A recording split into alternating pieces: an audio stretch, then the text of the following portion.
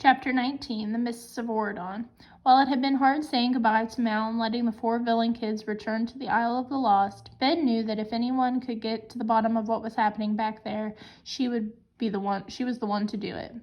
He was glad she had her friends by her side as well. There was no point in wasting time biting his fingernails and watching the clock. He didn't realize he had spoken out loud until Cogsworth interrupted his thoughts. "Did you say clock, sire?"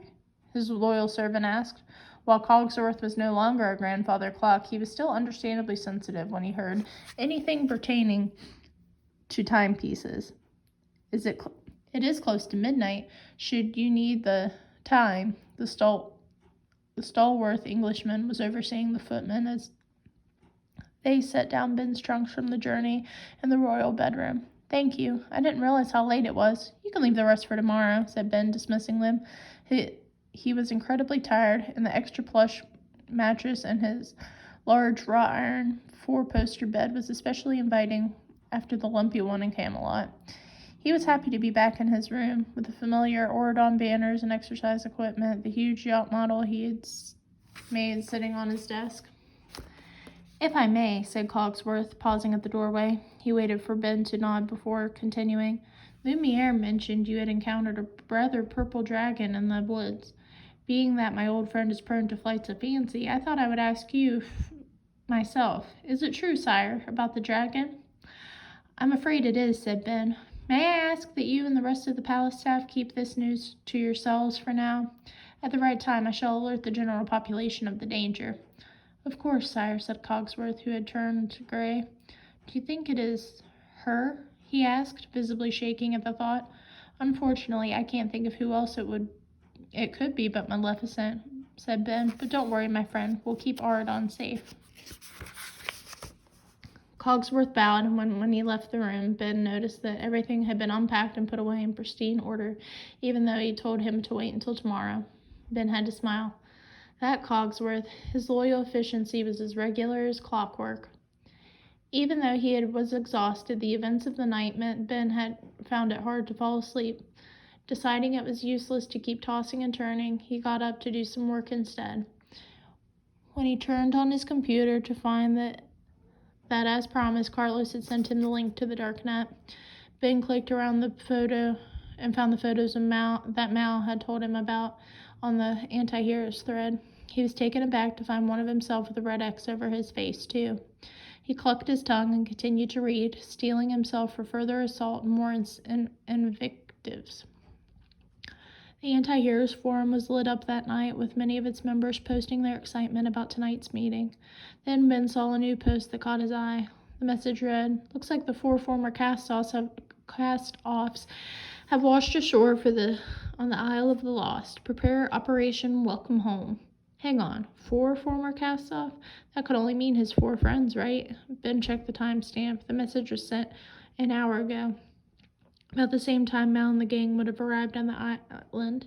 He had to warn them that their presence had been noticed by their enemies. Ben sent texts and tried to call, but then remembered that the island was cut off from the main servers. If Mal got into trouble, there was no way for him to find out until it was too late. He could send his royal troops right after them right now, but since nothing had happened, he knew Mal would take it as an insult. Ben slammed down his laptop, frustrated. He would just have to trust that she, Evie, Jay, and Carlos would be able to deal even if the situation got out of hand. He forced himself to stop worrying and focus on the current problem instead, the purple dragon of Camelot. Earlier, he had sent emergency emails to his council, alerting them to the danger he'd discovered. Grumpy and the Dwarves advised they were up for battle, axes at the ready, although perhaps the best thing to do would be to destroy Maleficent while she was in her tiny lizard form in her glass dome. Others were more cautious in their response, however. An email had arrived from the 3 good fairies. Merryweather, the youngest and most capable with modern technology, had sent their reply. "Our dearest king, it is with great concern that we receive the distressing news about Camelot's dragon. It does seem as if none other than our old nemesis Maleficent is behind such mischief. We would like to advise caution in this arena before we jump to conclusions. If the creature is indeed a shape-shifting evil fairy, it is best to obtain proof before we act accordingly. Perhaps it would be possible to retrieve an item linked to the dragon in question, a nail from its claw, a piece of its hide, a lock of its hair. If you're able to recover such an item, it would be prudent to bring it to Neverland right away, the ancestral home of fairies, so that they can ascertain the identity of this dragon. Without proof that it is indeed Maleficent, it seems imprudent to act with violence toward the lizard in the library who might still be innocent. Your godparents, Flora, Fauna, and Merryweather. He was glad that they agreed that Maleficent should not be harmed, as he knew he could never face Mal if she returned on Monday with the news that her mother had been destroyed without a fair trial or even proof that she was the one rampaging through Camelot. The royal technicians had set up several cameras all around Maleficent's prison and been called up the screens. All of them showed a tiny lizard under glass, and so far there was no indication it was anything other than that. He closed the window, showing the security screens with. As he was typing, grateful reply to the good fairies, there was a knock on the door. "Enter," he called. "Forgive me, sire, but Archimedes just dropped this off. From the way he was hooting, it seemed rather urgent," said a sleepy Lumiere, handing him a letter that had beak marks around its edges. Ben ripped open the letter, his heart pounding as he imagined what news Merlin had sent from Camelot. Had the dragon scorched the castle, laid waste to the entire kingdom? All well here. Purple dragon spotted off Charmington Cove. Thought you should know. It appears the creature is on the move. Not the greatest news, knowing that the dragon was venturing into other areas of Auradon, but at least not the worst news either. Lumiere was still standing at attention, awaiting orders. "It looks like we'll have to pack up again," said Ben, "but I'll drive this time."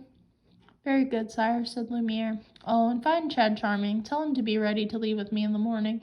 It would be best to have someone who knew the lay of the land, no matter that his and Chad's friendship had cooled slightly since the villain kids had enrolled at Auradon Prep." Ben turned back to his computer and reread the good fairy's words. If the purple dragon was in Charmington, he would have to make sure to bring a piece of it to Neverland so that they could solve the mystery of the creature's identity once and for all.